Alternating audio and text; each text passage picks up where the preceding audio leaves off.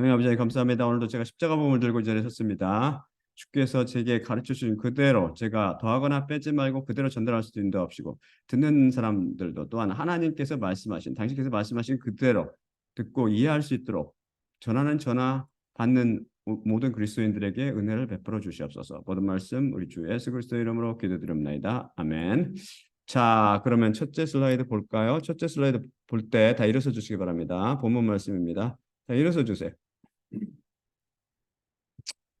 본 말씀은 열왕기상 18장 16에서 40절입니다. 석장으로 되어 있죠. 여러분 잘 들어보세요. 그리고 오바댜가 아합을 만나러 갔더라. 그리고 그에게 그가 말했더니 아합이 엘리야를 만나러 갔더라. 그리고 아합이 엘리야를 만났을 때 그 일이 있었으니 아합이 그에게 말했으되 이자가 이스라엘을 소란케 하는 바로 너냐? 그러자 그가 말했으니 이스라엘을 제가 소란케 한 것이 아니라 당신과 당신의 집이 여호와의 계명들을 버렸고 바알 뒤를 당신이 걸었나이다. 그러니 지금 모든 이스라엘과 이세벨의 상에서 먹는 바알의 예언자들 450명과 아세라의 예언자들 400명을 갈멜산으로 보내어 내게 모으시오. 그러자 아합이 이스라엘의 온 아들들 안으로 보냈으며 그 예언자들을 갈멜산으로 모았더라. 그리고 엘리야가 모든 그 백성 가까이 가서 말했으니 언제까지 너희가 두 구획 위에서 껑충껑충 뛰고 있겠느냐? 만일 여호와께서 그 하나님이시라면 그분의 뒤를 너희가 걸을 것이요 만일 바알이 그 하나님이라면 그의 뒤를 너희가 걸으라. 그러자 그 백성이 그에게 아무 말도 대답하지 않았더라.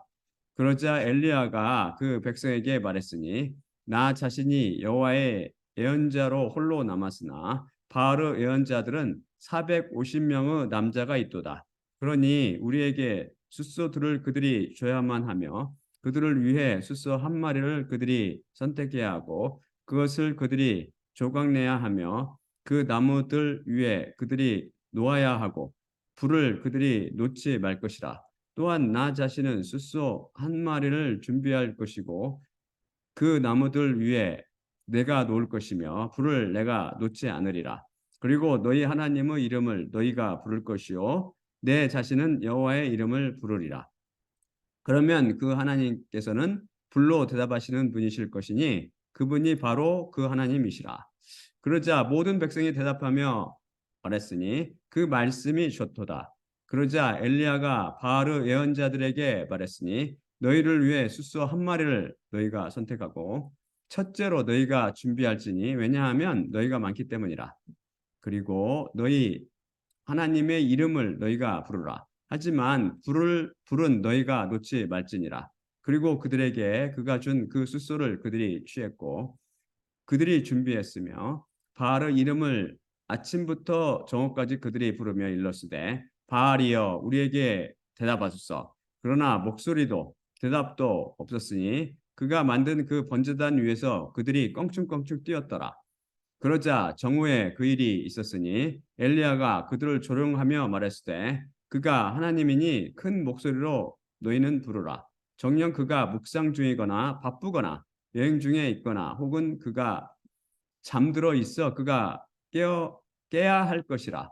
그러자 큰 목소리로 그들이 불렀으며 그들의 관습을 따라 그들이 칼들과 창들로 그들 위에 피가 쏟아질 때까지 스스로를 찢었더라.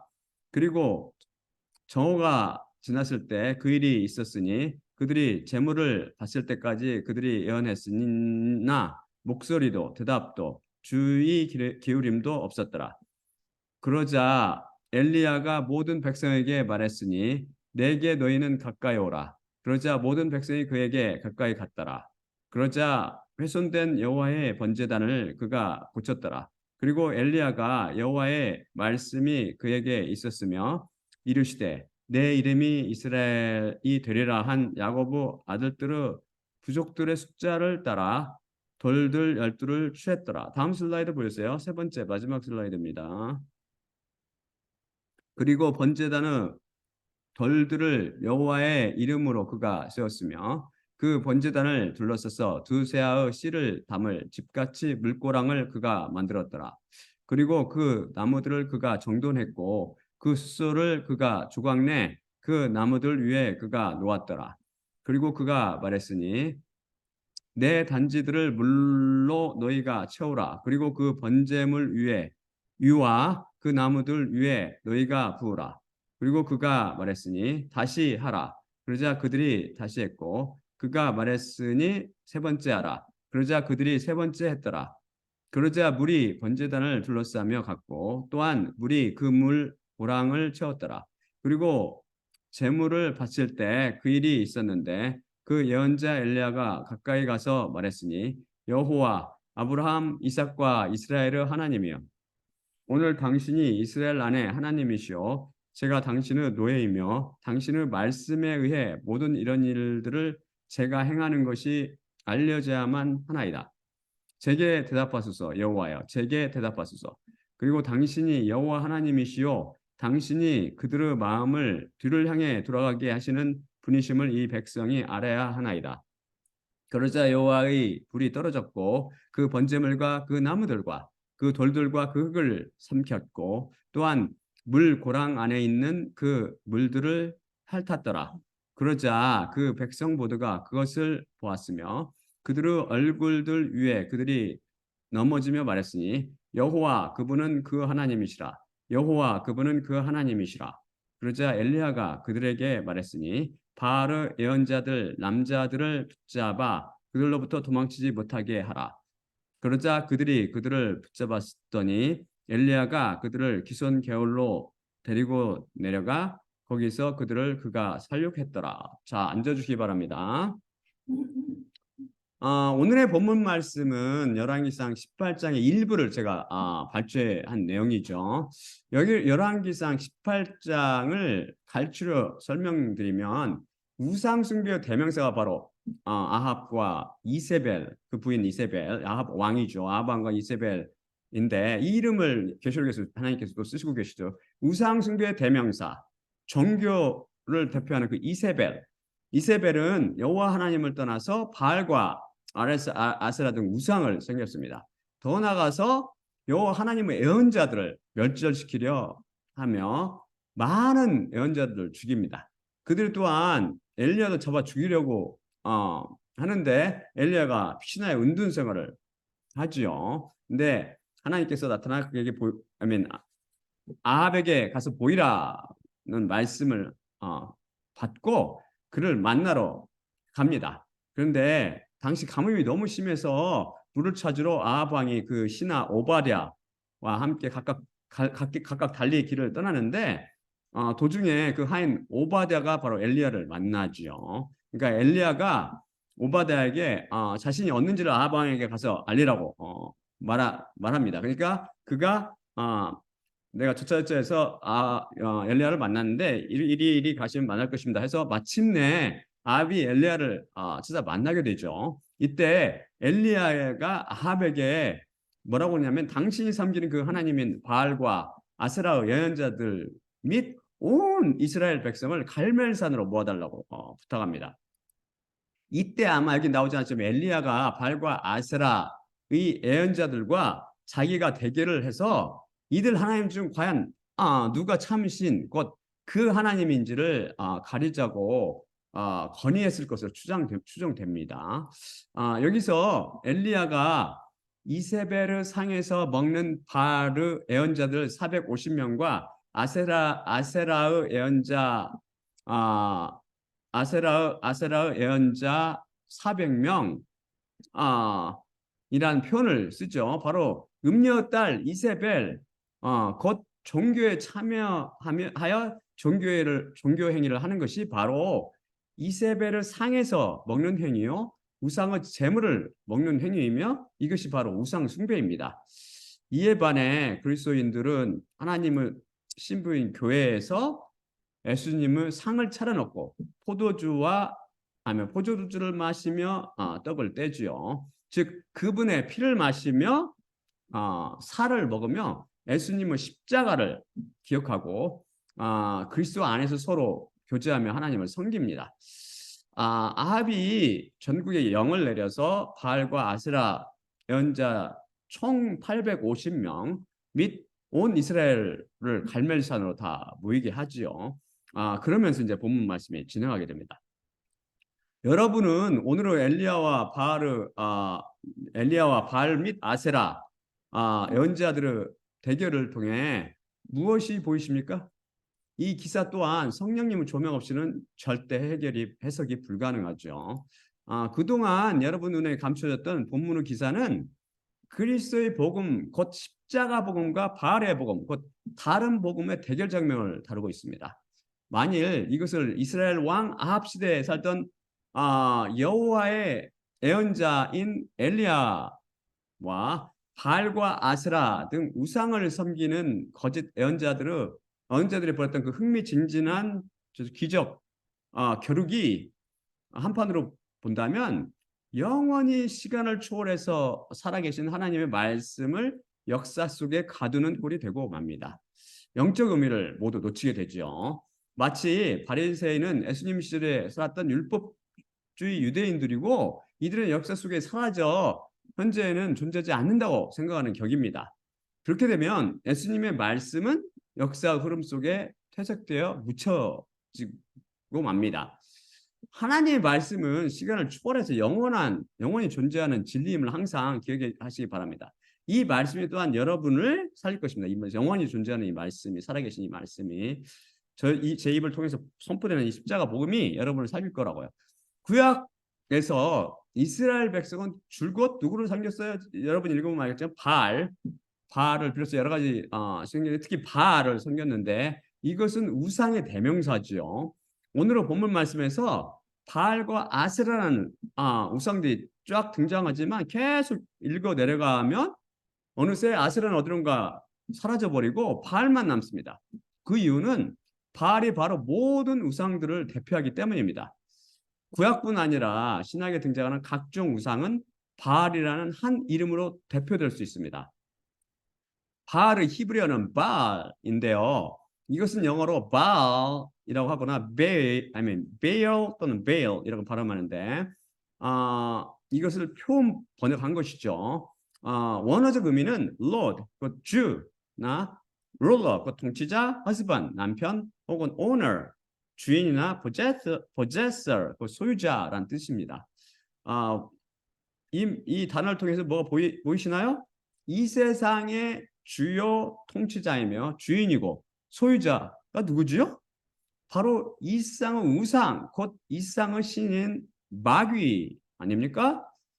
그리스도인들의 모임, 곧 이스라엘로 비유되는 교회의 남편은 여호와 하나님이신 예수 그리스도시죠. 그에 반해 쌍교의 남편은요, 그것은 바로 바알이라고 불리는 남편, 곧 마귀입니다. 음녀 남편이지요. 바알이라는 단어 모든 뜻을 만족시키는 존재가 바로 마귀 사탄입니다. 그래서 바알은 바로 마귀를 비유하고 있는 것입니다. 이것은 복수로 베알림, 곧 바알스라고 쓰기도 하는데 이것은 세상에 있는 모든 주들과 통치자들과 주인들과 또한 소유자들, 남편들과 이들을 모두 모은 그런 막강한 존재라는 의미로 마찬가지로 사탄을 의미합니다. 단수로도 쓰이고 성경에서 복수로도 쓰이죠. 하지만 모두 그것은 마귀를 지금 비유하고 있는 거예요. 여러분 중 많은 이들이 하나님을 섬긴다고 생각하지만 사실은 바알을 섬기고 있다는 사실을 혹시 알고 계시나요? 여러분의 마음 중심에 여호와 하나님께서 자리 잡고 계시다면 여러분은 여호와 하나님을 섬기고 있는 것이지만 세상, 곧 육신의 정욕과 눈의 정욕과 삶의 자만심이 그 마음의 중심을 꽉 차지하고 있다면 여러분 지금 세상의 주요 통치자이며 소유자인 바알, 곧 마귀를 섬기고 있는 격입니다. 다음 슬라이드 볼까요? 사사기 2장 11절입니다.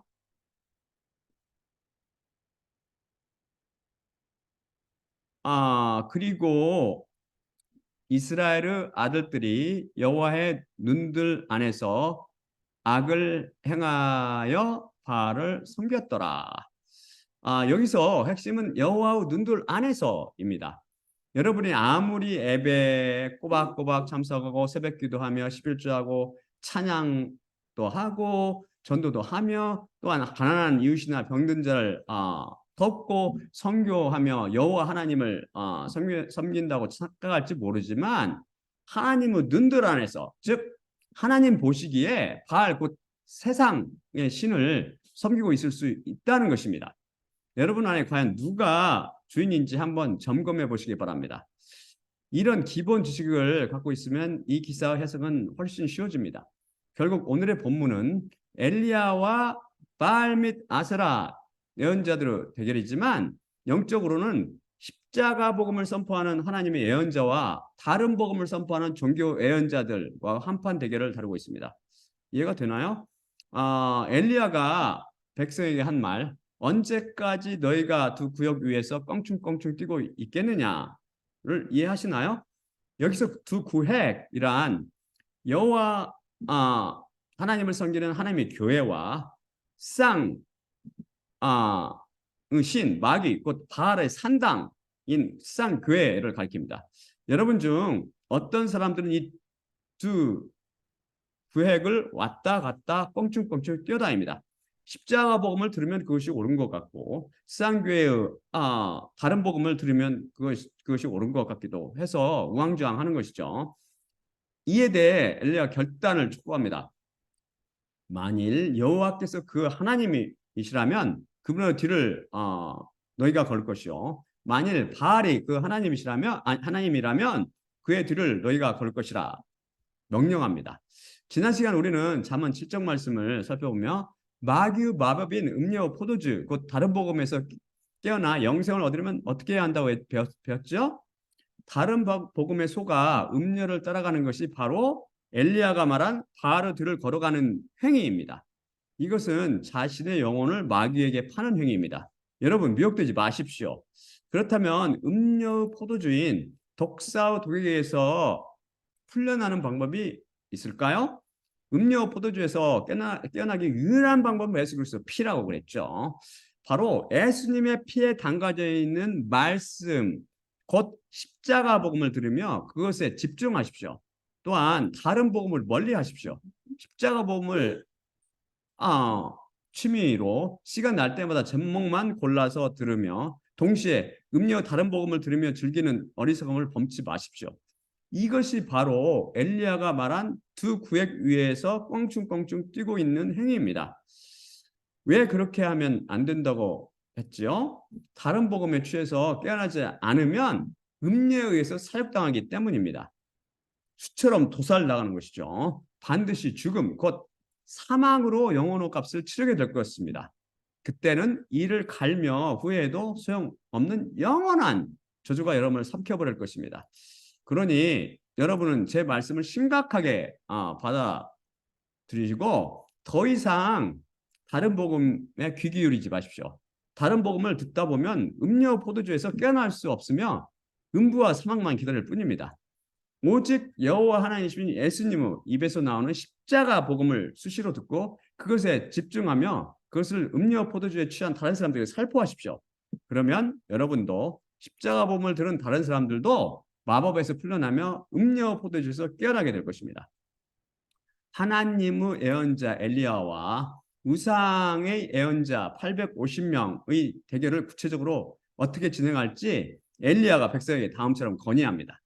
즉 그들이 숫소 2마리를 가져와 그중 하나를 그들이 선택하고 잘게 잘라서 그것을 나무 위에 올려놓고 불은 붙이지 말라고 건의합니다.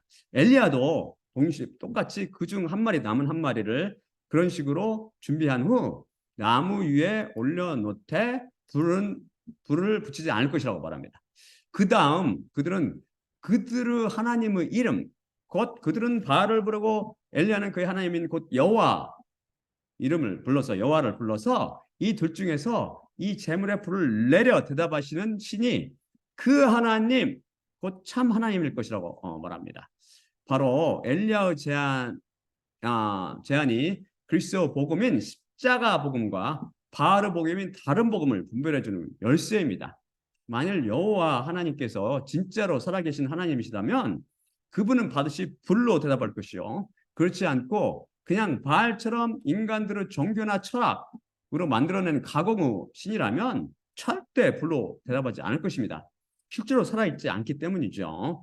여러분도 마찬가지로 여러분이 하나님이라 부르는 신이 불로 대답하지 않는다면 화감히 내다 버리십시오. 그 하나님은 불러도 대답 없는 죽은 신이기 때문입니다. 여러분도 엘리야의 제안에 동의한 이스라엘 백성처럼 동의하나요? 엘리야는 바알의 예언자들에게 그들의 수가 많으니 아니면 수가 많으니 숫자 넘버 수가 많으니 먼저 자신들을 위해 수 한 마리를 선택하여 준비한 후 그들을 하나님을 이름을 부르며 제사를 지내되 불은 놓지 말라고 제안합니다. 이에 대해 열왕기상 18장 26절의 히브리어 원문은 그리고 그들에게 그가 준 그 수소를 그들이 취했고 라고 되어 있는데 그대로 축자 번역한 거죠.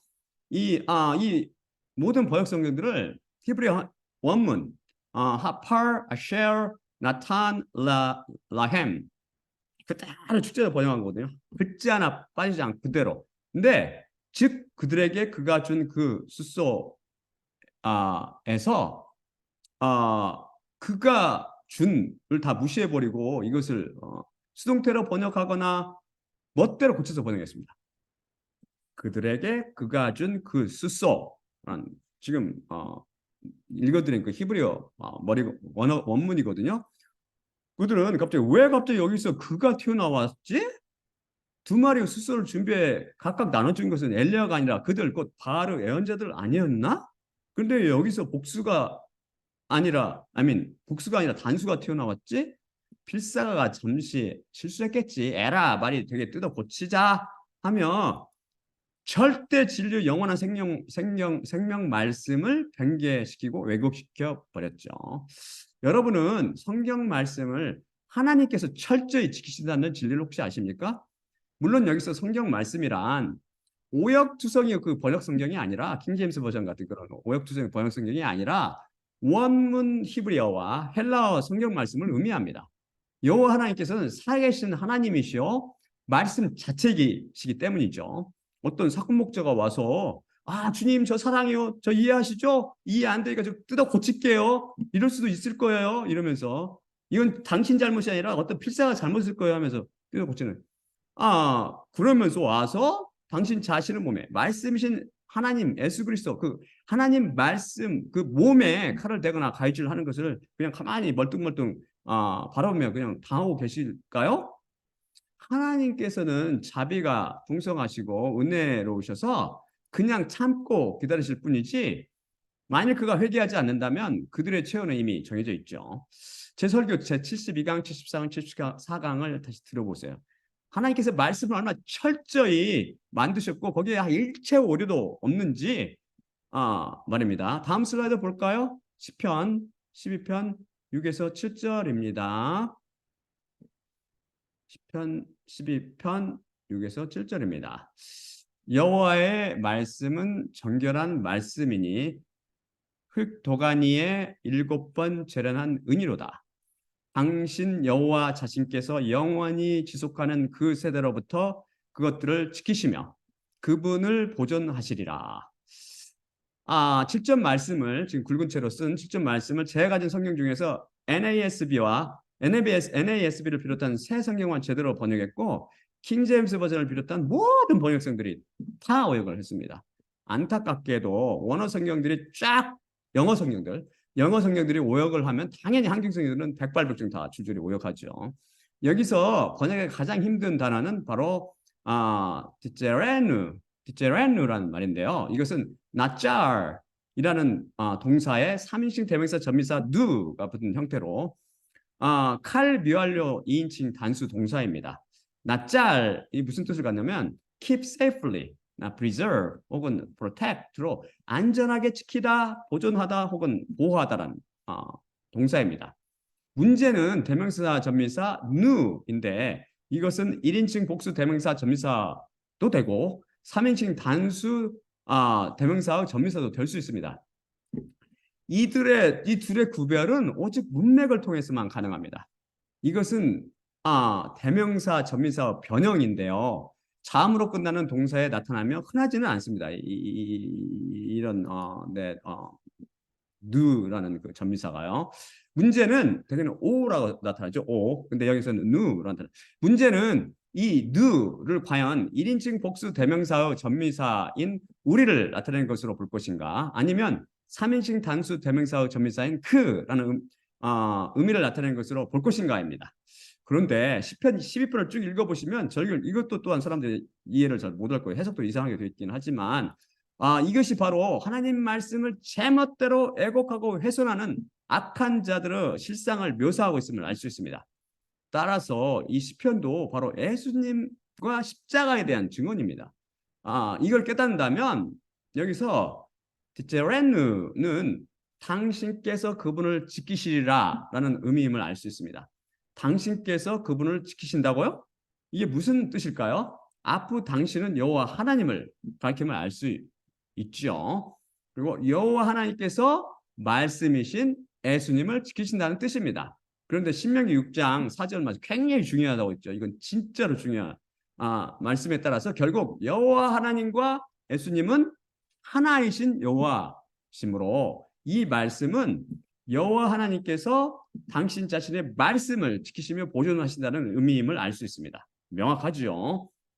그런데 이 피에 담가져 있는 이 하나님의 말씀을 어찌 이성은 잣대로 판단하고 헤아린 후 감히 제 멋대로 왜곡하여 변질시킬 수 있겠으며 그 죄가 얼마나 크겠습니까?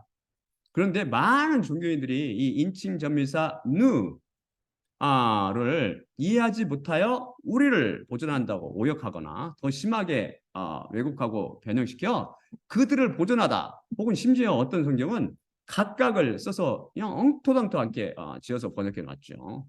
이해가 정말 안 가는 거죠. 하지만 우리가 이성적으로 판단해서 잘 말이 안 되면 그 말씀을 훼손하지 말고 이해가 안 간다고 이성적으로 판단해서 훼손하지 말고 저처럼 그냥 축자적으로 번역하는 것이 번역의 필수입니다. 그런데 다시 열왕기상 그리고 그들에게 그가 준 그 숫소를 그들이 취했고 라는 말씀으로 돌아갑시다. 여기서 그가 준에서 그는 누구를 가리킵니까? 그가 갑자기 튀어나왔잖아요. 엉뚱하게. 다음 슬라이드 볼까요? 창세기 22장 7에서 8절 일부입니다. 그런데 이삭이 그의 아버지 아브라함에게 말했는데 그가 말하되 나의 아버지여. 그러자 그가 말했으니 내 아들아 나를 보라. 그러자 그가 말했으니 보소서 불과 나무들이니이다.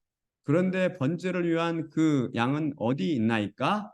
그러자 아브라함이 말했으니 내 아들아 하나님께서 그분을 위해 번제를 위한 그 양을 준비하시리라.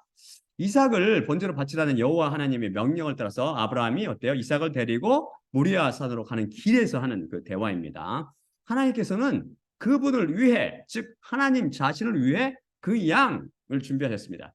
그 양은 바로 유월절 양신 예수님을 비유한다고 이미 배웠죠. 그럼 마귀를 위해 그에게 보내진 아사셀 염소는 누구 것이며 누가 주었지요? 그것도 여호와 하나님이십니다. 바알과 아세라 애언자들이 준비했던 두 마리의 숫소들은요. 그것 또한 다 여호와 하나님께서 주신 것이죠. 다음 슬라이드 볼까요? 시편 24편 1절입니다. 시편 24편 1절입니다. 땅과 그것을 가득히 채우는 것과 세상과 그 안에서 거주하고 있는 것들이 여호와의 것이로다. 마찬가지로 모든 것은 다 하나님 것인데 하나님께서 세상에 있는 당신의 것들 중 일부를 마귀에게 일시적으로 넘겨주셨죠. 마태복음에서 그 마귀가 예수님을 심판하면서 하는 소리죠. 그래서 예수님을 시험하면서 그 마귀가 하는 소리죠. 그래서 아사셀의 염소는 이제 아사셀 곧 마귀의 것이 되었으며 바알과 아세라의 예언자들이 준비한 숫소들도 다 그 곧 마귀의 것이 되었습니다. 엘리야가 받은 숫소도 마귀의 예언자들이 준비한 것이었으나 원칙적으로 말해서 본래 주인은 누구죠? 우리가 갖고 있는 모든 것은 다 여호와 하나님이십니다. 이제 그의 정체가 확실히 밝혀졌죠. 이제 이해가 가시죠? 그 다음 바알과 아세라의 여인자들이 무엇을 했나요? 그리고 그들에게 그가 준 그 숫소를 그들이 취했고 그들이 준비했으며 바알의 이름을 아침부터 저녁까지 그들이 부르며 일렀으되 바알이여 우리에게 대답하소서. 그러나 목소리도 대답도 없었으니 그가 만든 그 번제단 위에서 그들이 껑충껑충 뛰었더라. 여기 26절 그가 만든 그 번제단 위에서 그들이 껑충껑충 뛰었더라도 다시 모든 여기 보면은 이 열왕기상 오늘 우리 하는 것은 다른 성경도 마찬가지지만 오역의 오역을 계속 되풀이 합니다. 그들이 껑충껑 뛰었어도 다시 모든 번역성경들이 다 오역해 버렸죠. 그들은 아니 여기 왜 또 그가 만든 그 번제단이 나와? 라며 제가 밝혔는 그의 정체를 찾지 못하고 다 말씀을 변개시키고 왜곡시켜 버렸습니다. 바알과 아세라의 그 번제단은 바로 마귀 사탄이 만든 번제단입니다. 종교 재단에 참여함이 마귀에게 참여임을 알겠죠. 그리고 그 번제단 위에서 그들이 껑충껑충 뛰었더라. 또한 거의 대부분 성경들이 오역해 버렸죠. 번제단 위에서 그들이 뛰었다고?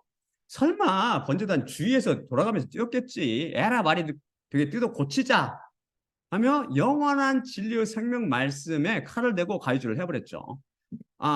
킹제임스 버전과 YLT만 번제단의 위에서라고 제대로 번역했지만 앞에 그를 찾지 못해서 그를 무시하고 그냥 다 수동태로 번역함으로 오역을 했죠. 이건 수동태 문장이 절대 아니거든요. 칼동사라는 것은 이제 능동태 문장, 수동태는 니팔이나 헛발인데 이거 완전히 오역했죠. 이렇게 말씀을 가볍게 여기니 어찌 그들에게 생명이 있고 구원이 있겠습니까? 바알과 아세라 예언자들은 바로 이런 종교인들을 비유하고 있습니다. 이렇게 피에 담가져 있는 생명 말씀을 가볍게 여기니 그들이 아무리 하나님의 이름을 고래고래 외치며 기도원에 올라가 소리쳐 부르고 뛰어다니며 착한 일을 하고 그래도 불이 내리지 않죠. 그들에게 구원이 없고 오직 하나님의 저주만 있을 뿐이죠. 이들은 번제단 주위가 아니라 위에서 껑충껑충 뛰었습니다. 근데 여기에는 왜 이렇게 그렇게 성경이 정확히 묘사하고 있을까요? 이런 종교인들이 온전히 믿음이 아니라 다 자신의 행위로 구원을 받으려 시도함을 보여줍니다. 지금 번제단 위에 누가 계셔요? 번제단 위에서 하나님의 제물, 곧 숫소로 비유되는 예수님께서 십자가에 못 박혀 피를 흘리고 계시는데 그것을 무시하고 자신들이 직접 그 십자가에 올라가 구원을 이루려 방방 뜨고 있기 때문입니다. 뛴다는 것은 율법의 행위를 비유합니다. 아무리 뛰어다니며 일하고 난리법석을 피워도 자신의 하나님을 감동시키면 어떻게 감동시키려 해도 그들이 섬기는 하나님은 대답할 이가 없습니다. 마귀는 무능력하며 게으른 신이기 때문이죠. 정오가 되도록 아무 대답도 없고 엘리야 대답도 없자 엘리야가 뭐라고 조롱합니까? 그가 하나님이니 큰 목소리로 너희는 부르라. 정녕 그가 묵상 중이거나 바쁘거나 여행 중에 있거나 혹은 그가 잠들어 있어 그가 깨야 할 것이라. 이 말씀은 마귀 곧 종교에서 섬기는 하나님은 그 하나님이 아니라는 진리입니다. 아무리 시간이 흘러도 거기에는 대답이 없을 것이라고요. 그러자 큰 목소리로 그들이 불렀으며 그들이 하는 일을 잘 보세요. 그들의 관습을 따라 그들이 칼들과 창들로 그들 위에 피가 쏟아질 때까지 스스로를 찢었더라. 끔찍하죠. 정말 끔찍하기까지 한 이 장면은 무엇을 우리에게 가르쳐 주나요?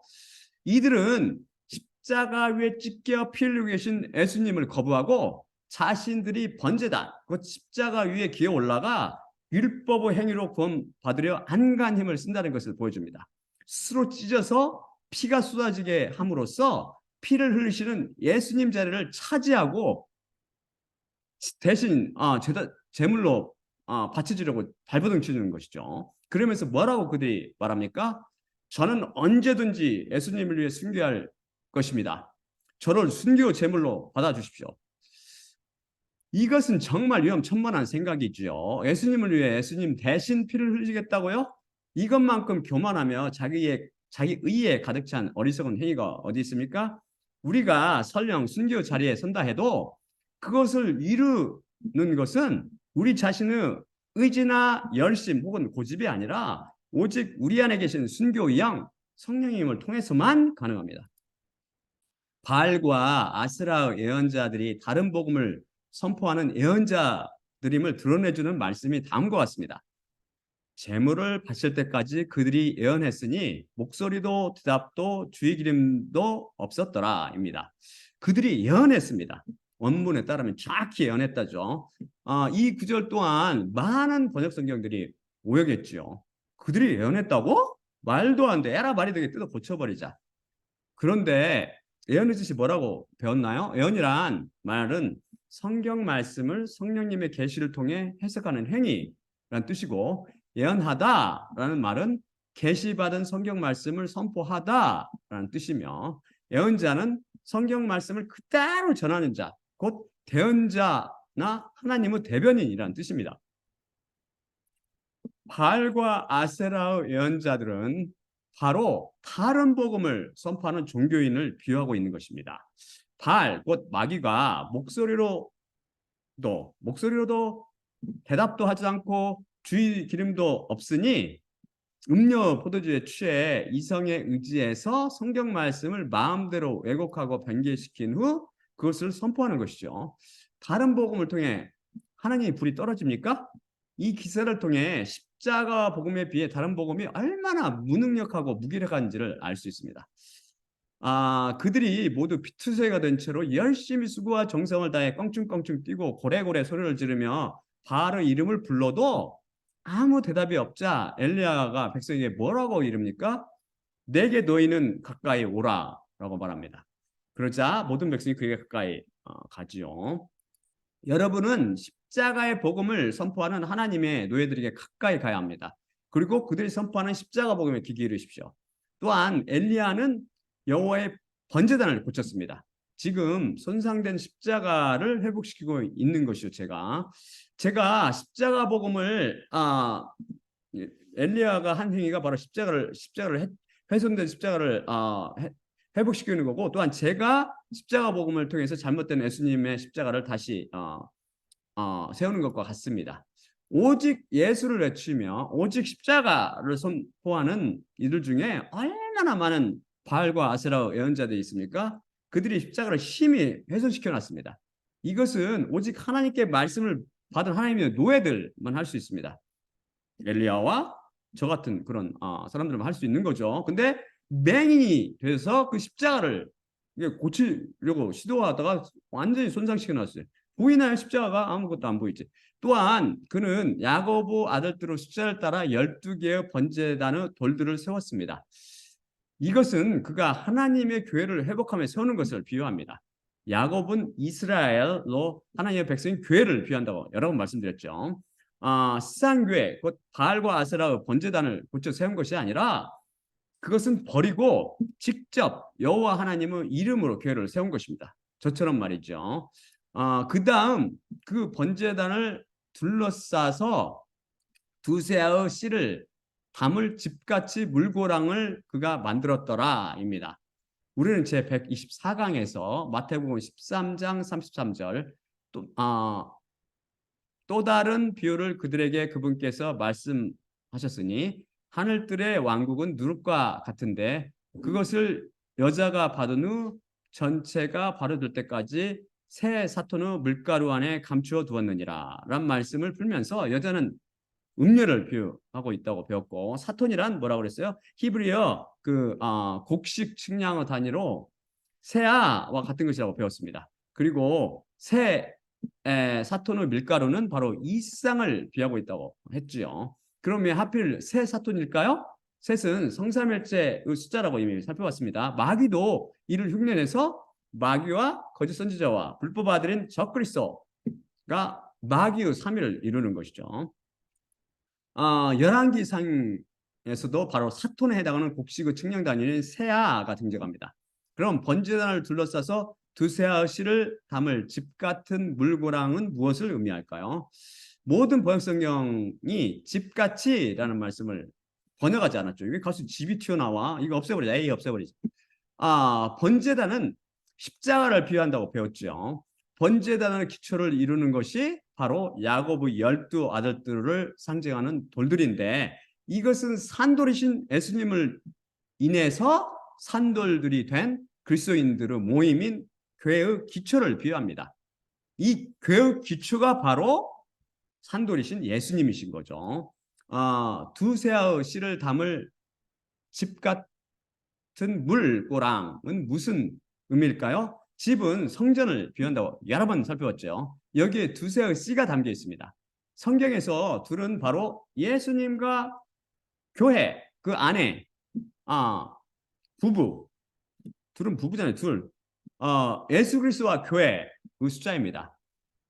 이 둘이 한 몸이 되는 것이죠. 씨는 예수님을 비유한다고 했죠. 자라라는 것은 예수님을 비유합니다. 성경에서. 이미 배웠으면 이 씨는 살아있는 겨자씨를 비유하고, 이것은 바로 다시 피에 담가지는 말씀을 비유합니다. 교회란 뭐라고 그랬죠? 예수님의 피에 담가져 있는 말씀인 씨를 그 안에 갖고 있는 그리스도인들의 모임입니다. 그래서 물고랑은 두세아의 씨를 담을 집, 곧 그리스도인들이 모여 있는 교회를 비유합니다. 교회는 그리스도의 몸이죠. 새 사탄의 밀가루에 누룩이 감춰진 것이 쌍을 비유하는 것과 대가 되는 것이죠. 세상과 하나님의 교회, 이게 대가 되는 것이죠. 바르 산당과 하나님의 교회, 이게 대가 되는 것. 이것이 번제단을 둘러싸고 있으며 여기에 물을 채우라고 이르지요. 엘리야가 바로 교회를 비유하는 물고랑은 어디예요? 십자가 서 있고 번제단이 있고 물고랑이 있잖아요. 이 십자가를 둘러싸고 있는 거죠. 번제단 십자가를 둘러싸고 물고랑이. 즉 교회는 십자가의 그늘 아래 모여 있는 예수님의 피에 담가진 말씀으로 된 씨를 가진 물이라는 것을 가르쳐 줍니다. 이것은. 그리고 엘리야가 계속해서 명령합니다. 내 단지들을 물로 너희가 채워라. 그리고 그 번제물 위와 그 나무들 위에 너희가 부으라며 붓는 것을 모두 3차례 반복하게 합니다. 이것도 완전히 비유와 비유 사이 쫙 연결되기 때문에 성령님 조용 없이는 절대 해석이 불가능하죠. 여기서 내 단지 물은 무엇을 비유할까요? 성경 중에서 제가 가장 좋아하는 숫자라고 그랬죠. 사복음서의 숫자, 사복음서. 물은 성경 중에서 읽어보면 바로 흔히 예수님의 말씀을 비유합니다. 그래서 네 단지 물은 사복음서로 대표하는 성경 말씀을 비유하죠. 그래서 물을 써서 물고랑에 채우고 번제물 위와 나무들 위에 3번 부은 것은 교회가 말씀으로 채워지며 예수님과 십자가가 모두 말씀으로 이루어짐을 비유합니다. 이 말씀은 바로 셋을 의미하는 성삼위일체 하나님이시죠. 우리는 이미 성삼위 하나님께서 모두 말씀이시라고 우리가 배웠죠. 세 분 다 성부 하나님도 말씀이요, 성자 예수님도 말씀이요, 성령 하나님도 말씀이라고 우리 이미 배웠습니다. 잘 들어보세요. 설교를 1번부터 차근차근 제목을 골라서 보지 마시고 들어보세요. 보지 말고 들으세요. 그리고 엘리야가 무엇을 했습니까? 하나님을 고래고래 소리쳐 부르며 깡충깡충 뛰면서 창과 칼로 자신을 찢었나요? 그는 여호와 아브라함, 이삭과 이스라엘의 하나님이여, 오늘 당신이 이스라엘 안에 하나님이시오, 제가 당신의 노예이며 당신의 말씀에 의해 모든 이런 일들을 제가 행하는 것이 알려져야만 하나이다. 제게 대답하소서. 여호와여, 제게 대답하소서. 그리고 당신이 여호와 하나님이시오, 당신이 그들의 마음을 뒤를 향해 돌아가게 하시는 분이심을 이 백성이 알아야만 하나이다 라고 기도했습니다. 먼저 여호와 이름에 의지했습니다. 그분께 맡긴 것이죠.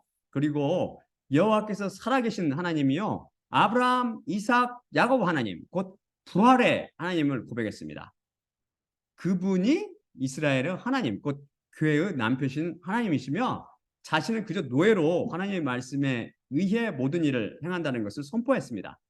자신은 아무것도 아니며 오직 나인 분은 말씀이신 하나님 한 분이시라는 것이죠. 그러면서 여호와께서 참 하나님을 보여달라고 기도했습니다. 오직 그분이 그 하나님이신 여호와 하나님이시며 그들의 마음을 뒤를 향해 돌아가게 하시는 분, 곧 마음의 방향을 180도 바꿔 회개를 갖다 주어 구원을 이루시는 분이심을 백성이 알게 해달라고 기도했습니다.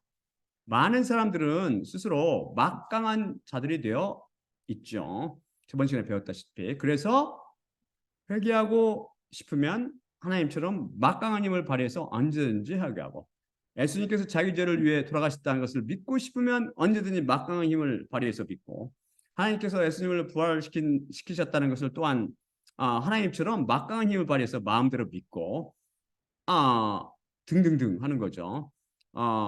구원도 언제든지 받을 수 있고 정말 막강하죠. 그들은 모두 막강한 하나님 노릇을 하고 있는 것입니다. 하지만 그들은 결코 여호와께 대답을 받지 못합니다.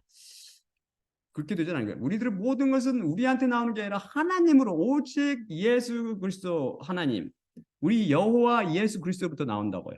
엘리야는 정반대로 했죠. 오직 하나님 홀로 살아계시며 약속대로 이스라엘을 사랑하시어 버리시지 않고 이스라엘의 하나님이 되셨고, 노예들을 시켜 십자가 봉을 선포케 하시며 이 피에 담가진 말씀을 통해 그분 홀로 구원을 이루시는 분이심을 고백한 것입니다. 이것이 바로 십자가 복음의 내용 아닙니까? 저는 아무것도 아니로되 하나님이 전부입니다. 그 고백이 있죠. 그러자 어떤 일이 일어났습니까? 여호와의 불이 쫙 떨어졌죠. 하늘에서 그 번제물과 나무들과 돌들과 그 흙을 삼켰고, 또한 물 고랑 안에 있는 그 물들을 핥았습니다. 여호와의 불은 성령님을 비유하죠. 성령님께서 십자가에 못 박히신 예수님을 태우셨고, 돌들과 흙도 태우시고 물 고랑 안에 있는 그 물들도 증발시켜 버렸습니다. 살아 역사하시며 확실한 증거를 남기신 것이죠. 예수님의 십자가 사건을 통해서 성령님의 불길이 교회와 그리스도인들에게 내리실 것을 예표합니다. 말씀인 로고스가 흐레마로 살아나며 교회가 성령님의 불로 인해서 새 피조물로 탄생한 것이죠. 이것을 누가 이루셨나요? 백성들의 고백을 들어보면 알 수 있습니다.